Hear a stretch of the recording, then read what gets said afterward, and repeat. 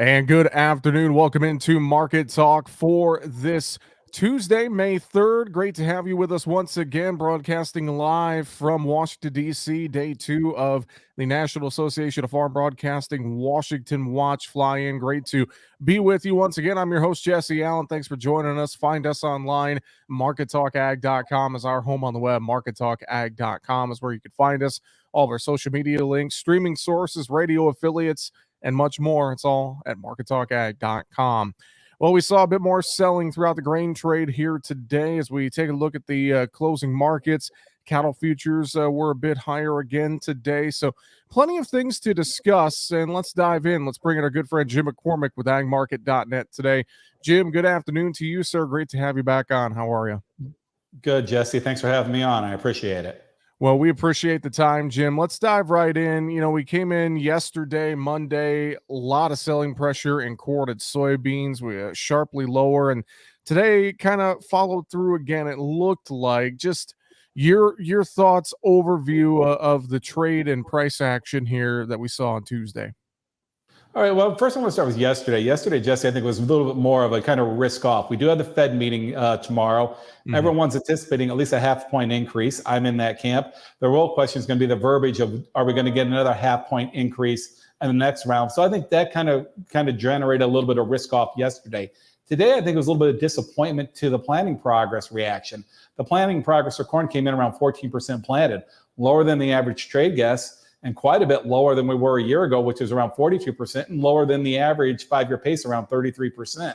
So that number looked friendly. And then we have quite a bit of rain moving through the eastern part of the Midwest. Where I'm at here in northern Illinois, we dropped over an inch plus of rain so far today. And I think the trade, Jesse, was thinking, wow, we're going to surge on this news. And it just did not materialize in the overnight market. Then again, I think we looked into the day session thinking, well, maybe we'll make another surge. The day session opened. We could not take out the overnight highs. And that seemed to be just enough with the Fed coming out tomorrow for some of the bulls to say, well, if we can't rally on this acreage number and this wet weather right now, maybe this market's a little bit tired. And that was an excuse enough to move to the sidelines. And hence we saw a little bit of pressure across the board in the grains. Now, I'm trying to wrap my head around this. You would think that with this rain in the forecast and that planting window maybe tightening a little bit next week, and we're moving the calendar into May now, and planting progress is slow. I am kind of one of those maybe in the camp that I'm surprised that we didn't rally on that news and those forecasts here. It is slightly perplexing to me, Jim.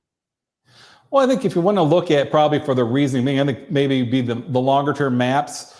I know some of the maps going home yesterday and maybe the early maps today were arguing, at least where I'm at in the Eastern Corn Belt, we're going to see the first real heat of the spring, 80+ degree temperatures in a relatively dry window that, argumentatively, we could get a lot of the grain thrown in the ground in a relatively quick pace. Now, the midday model, the market really, Jesse, did not react to it. But when I started looking at the midday model today, it's starting to put some more rain back into the forecast for the middle to the latter part of next week, which is, we could still get some planning done based to the heat that's moving in these 80-degree temps compared to the 45-degree temps today. But with that window being shortened, the bulls may be able to come right back in and trade this weather once we get through the Fed number tomorrow. But it's something we need to watch. I mean, the reality is, folks, is 89.5 million acres is kind of the bare minimum of acreage for corn planted. We lose 2 million acres to prevent plant. It really puts the pressure on to have a phenomenal yield, to be quite honest, to meet demand. And it's not probably going to happen. So, this weather planning story is not done with, plain and simple. So we look at these markets. Let's start with corn specifically. We take a little bit of profit here the last couple of days. If I'm a producer looking at things, I mean, is this an opportunity to maybe come in and get a floor underneath me if I don't have one, just as people may come in and buy the break here? And we know China's out on a holiday. They may come back later this week and buy corn. Is this an opportunity to maybe lock a floor in case we drift a bit lower yet tomorrow and the rest of the week, Jim?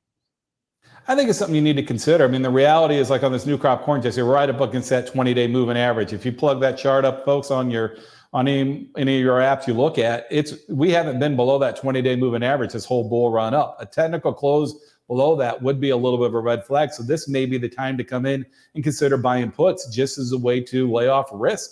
this year. Or we've had several customers, Jesse, sell some cash grain and go out and buy some out of the money calls, maybe more like the August, July, not quite as full time frame as a risk off as we wait and see what the weather is. I mean, the reality is you can paint a very bullish picture, weather, demand, the problems in Ukraine. But the fact of the matter is, we don't know what's going to happen. The Fed's trying to stick the landing of a recession, trying not to put us into recession and cool off inflation. If they hit the brakes too hard, it could put us into a recession. That's never good for demand. You never know what could happen to Ukraine.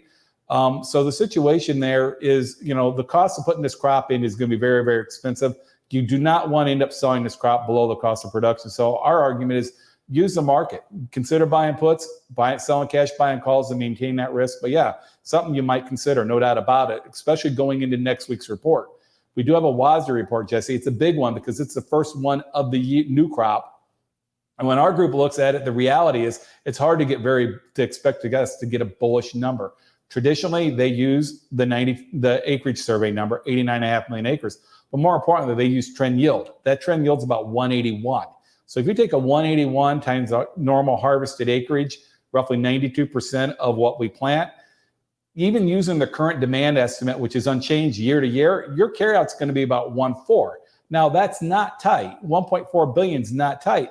But when funds carrying dang near a record position, is that going to be enough to encourage that fund to really pour money into the situation? Or does that market kind of give us kind of a buy the rumor, sell the fact pullback until we see what really happens weather-wise? So laying off some of that risk in front of the report, I have no problems recommending guys doing that. Would you say some of those same things for the soybean market here, Jim? I'd say the exact same thing for the bean market. The bean market's a little bit more challenging. The fact that, it's being pulled up on the veg oil story due to the lack of sunflower oil coming out of the Ukraine. But the fact of the matter is, if we plant the acres that the government's projecting us planting, you throw a trend yield in, you're talking to carry out 450, 500 million. So if you look up near $15 beans, they probably would be overvalued without a weather problem. So we would argue going ahead and laying off some of the bean risk, because right now the bean picture does look a little bit negative with trend line yields. I know as well, watching South America, more private estimates coming out, lowering their projections. We'll see what we get going into next week with that WASDE report. But I think that is something that bears watching as well, is the conditions for the crops in South America, Jim. Oh, there's no doubt about it. You make a good point. That crop is definitely getting smaller. The safrinha crop last year got beat up bad. This year's crop's not going to be as bad as last year's, but it is going down. As that crop shrinks back, that puts more pressure on for the U.S. to fill that void. And that's where this demand table, where I think I want to make it clear that I think this WASDE number in May is probably going to be negative because the government tends to be very conservative. But if there's somewhere where they may miss it, it may be the demand aspect where they underestimate export demand, because essentially you've got that problem of South America's crop getting smaller, demand coming back to the United States there. But you also got to question what's going to happen to Ukraine. We know, interesting enough, Ukraine actually is a little bit further along planning the United States, which is hard to believe, but they are making progress. But that's only part of their problem. The real problem potentially could be getting it harvested, or more importantly, exported. If Putin comes in and swings across and controls all the southern region's ports, how are we going to get that grain out of that country? So even if they produce it, they can't export it. The world supply is going to get even tighter, which potentially could drive even more demand to the United States, which will eventually force the government to raise that demand number. But I want to stress, more than likely, they'll use a conservative demand number next week, which could paint at least a temporary bearish picture, at least on the initial WASDE estimate for the new crop. Another issue with maybe a harvested Ukraine, they might not have the equipment, considering a lot of it's getting stolen, as we're getting reports. So moving on to wheat, Kansas, dire situation there. Hear from a lot of growers. They really need moisture.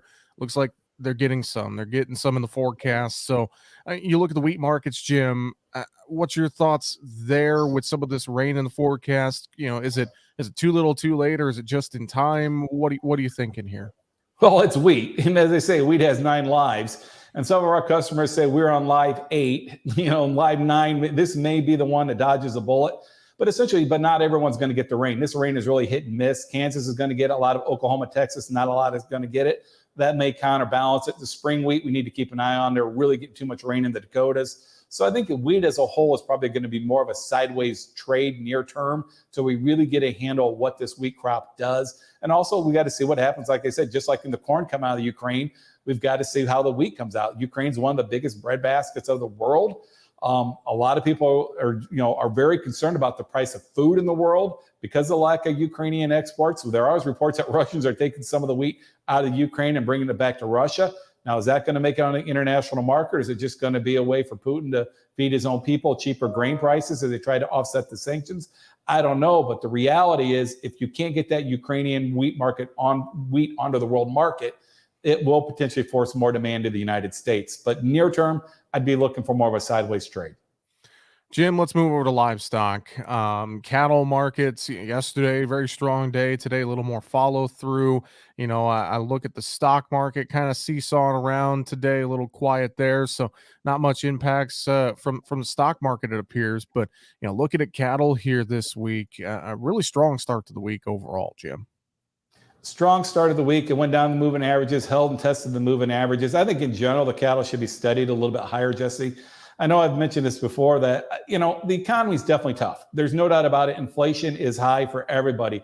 But if you look about where we're at, if you look at the GDP number that came out last week, it was a negative GDP number. But what's interesting, when you dive into the number, the actual personal spending was up, I believe, 1.8%. The reason why the GDP actually was negative is we were importing a lot more than we're exporting, and it put the net GDP down. But if you bring back to the personal consumption, that consumer, with it being up, shows us that he is continuing to spend. And the reality is, if you're in that bottom third, it really is tough right now. The cost of food, the cost of energy, the cost of rent, it is really putting a squeeze on that portion of the economy. But the reality is 75-80% of the GDP is driven by consumer spending. And the reality is it's like the upper third generate 2/3 of the GDP spending. So the reality is the people who have the money, as far as I can see, are still spending it. Has anybody ever tried to, heck, you just flew out to Washington, D.C. I'm sure you're like, holy cow, when you look at the price of airfare, it's incredibly expensive because the planes are full. If you try to rent a vehicle, it's incredibly expensive. If you're renting a vehicle in any of these big vacation hotspots like Orlando, hotels are full. After 2 years of people staying at home, at this point in time, inflation be danged, they want to go on vacation. They're going to go out to eat. And I think hopefully that will be supportive to the cattle market, at least temporarily. Inflation will eventually have a toll. But I think in the near term, after, like I said, 2 years of pent up, demand, that's going to be somewhat supportive. I know as well on the cash cattle market here, Jim, had a pretty pitiful cattle slaughter on Monday, 115,000 head. Not much activity yet here this week in the cash trade. So I think all eyes are on that as well here as we start the month of May. I think all eyes are on it. I'm going to be a little bit optimistic about, like I said, I think demand's there. We're coming in the Mother's Day weekend, and then you get into the June. I think part of the problem, honestly, at least on the demand side, at least around here in the Eastern Midwest, it's been very, very cool. We have not had spring yet. Anybody who's had kids in spring sports realize they've been watching a lot of baseball games in winter coats and not in jackets and shorts. We are, like I said, we're forecasted hitting the 80s in Chicago. I think you're going to see a lot of these restaurants open up, go out, sidewalk, people eating out. And I think hopefully that will increase the demand for beef, and that will be passed along to the producer. Hog market's kind of an opposite story here. We've trended down the last couple of days. Do you think this is part of a bigger correction in this hog market, Jim? I think it's part of a bigger correction. Technically, the hog market, everyone's seeing that head and shoulder top. I'm sure you've mentioned it or heard people mention it before. That's in play. They've got a little bit more downward target on that. The demand is definitely the problem, a little bit of oversupply. The Chinese stories, definitely, we haven't talked about it. They're still locking down people, maybe not as bad as they were a week, 10 days ago, but they're locking down. That's got people concerned about the overall pork demand for the product. But hopefully this pork demand will find a little bit of support. The other thing hurting the pork right now is this bird flu. As we got the bird flu running around the country, it seems to be slowing down as the migratory birds have finally kind of reached their summer destinations. But, countries are kind of banning away from U.S. poultry because of that. That poultry stays domestically, and that's competing a little bit for the pork industry. So hopefully that'll clear up and we can get through this bird flu situation and get that demand back going for the U.S. poultry. You mentioned this earlier, Fed news tomorrow, and you're anticipating a rate hike there. I think a lot of people are. We're seeing this dollar up near 19-year highs. What's your thoughts with what we could see out of the Fed tomorrow, and the impact on the dollar and some of our other stocks, et cetera, and how that could play into our ag markets, Jim? Well, hopefully they fade the market a little bit tomorrow when they get this Fed number. Like I said, I think it's going to be the verbiage. The dollar. We need the dollar to come down, plain and simple. I mean, no one wants to root against America, but the fact of the matter is, we produce a commodity. Specifically, producers produce a commodity. The higher that dollar goes, the more expensive our product is. So maybe you'll see a little bit kind of a buy the rumor, sell the fact. The stock market's broken hard into the Fed number. The dollar's rallied hard into the Fed, anticipating these higher interest rates. So maybe we'll see a little bit of a cooling off of those two markets. I do believe the Fed's going to continue to raise rates over the next couple terms. It's going to be tough. They are trying to thread that needle to try to cool off inflation. The only way they can do it is raise rates. But the fact of the matter is, the economy is still doing relatively well in the big picture. I just saw today there's 11 million job openings right now. So there is still a very good, employment situation out there. That's good and bad at the same time. The strong employment drives demand, but also when you're short workers, you got to pay people to keep working. That drives inflation. So we're kind of caught in a catch-22. The inflationary, for the producer, it's going to cost you more to buy your input costs or everything else. But on the other hand, that's driving spend money into our markets as they're buying commodities as a way to hedge inflation. So it's kind of a vicious cycle, to be quite honest.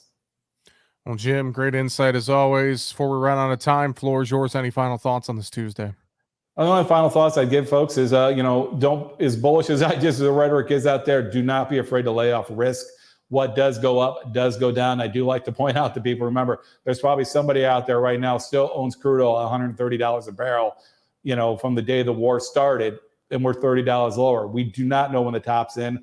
No one knows when the top's in. Your goal right now is to make sure you're profitable for this year and next year. The profitability you can lock in the next couple of years can pretty much lock in generational wealth. So do not be afraid to develop a marketing plan and stick with it.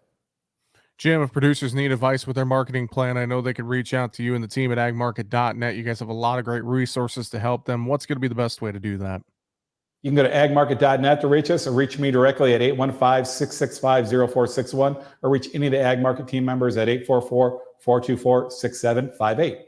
And they also have an app as well you can download in your App Store, Google Play Store. With that, Jim McCormick with agmarket.net. Appreciate the time on this Tuesday, sir. Have a great rest of your week. We'll talk to you again soon. Same to you. Enjoy Washington. Thank you, sir. Jim McCormick with agmarket.net. That's going to do it for Market Talk on this Tuesday, May 3rd. Find us online, markettalkag.com. I'm Jesse Allen. Have a great afternoon.